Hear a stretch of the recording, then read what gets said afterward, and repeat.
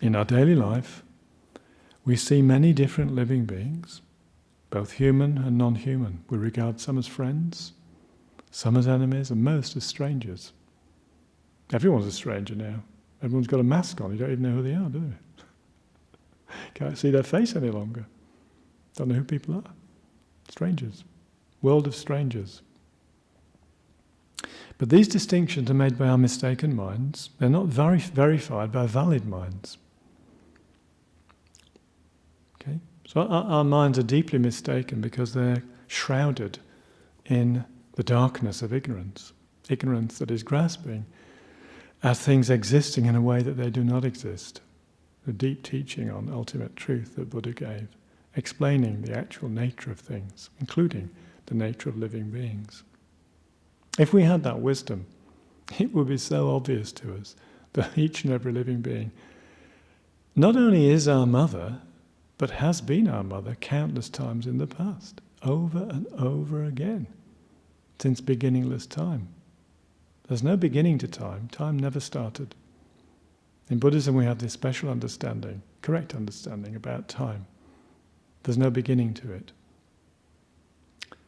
No beginning. No one ever found a beginning, cannot find a beginning. The mind has no beginning. Your mind has no beginning, Sophie. Your mind has no beginning. You have had beginningless lives. You've had countless lifetimes, life after life after life, endlessly. In all those lives you had a mother. Who are all those? Where are those mothers now? They're all the people alive today. They died and took rebirth again and again and again. So did we. We gave birth to everyone. It's a very beautiful way of thinking. It may be very strange to Western educated people. Oh, this is all wrong, ridiculous, I've never seen it. Okay, if we want to cling on to our wrong views, our mistaken attitudes, we can definitely do that, but it gets us absolutely zero. It gets us nowhere thinking like that. It doesn't help us to develop universal love, a warm heart, feeling close to it. It doesn't help us to do that. It's impossible to do without this special view. So it depends on us, it's our choice. We have to make a decision, we have a positive attitude, think I'm going to try and understand this, I'm going to try and follow the way in which the enlightened beings think. I'm going to try and follow their way of thinking. Because the enlightened beings have fulfilled all their own wishes and the wishes of all living beings. They're already supremely happy. They never have problems, so why don't I want to follow them? Why don't I want to be like them? Foolish people, clinging on stubbornly to our wrong ideas. Rather than following mistaken minds, we should recognize and believe that all living beings are our mothers. Whoever we meet, we should think, this person is my mother.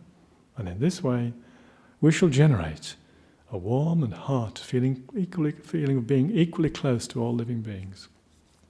Our belief that all living beings are our mothers is wisdom, because it understands a meaningful object. What is that? It is that all living beings are our mother. It's a meaningful object. What does a meaningful object look like? It's an object that gives our life meaning. Great meaning. Just imagine, every single living being that you meet, you automatically think, my mother. How are you going to feel about each and every living being? You're going to feel warm-hearted and close to them, aren't you? You're going to be their friend. You're going to want to help them. You don't have any enemies. You have universal love for all living beings. In fact, you can't be harmed in truth. It's impossible for you to be harmed. Yes, you can be killed, you can be tortured, but you can't be harmed. You need to think about that kind of thing, this is not a fairy tale, this is not sort of made up for kids.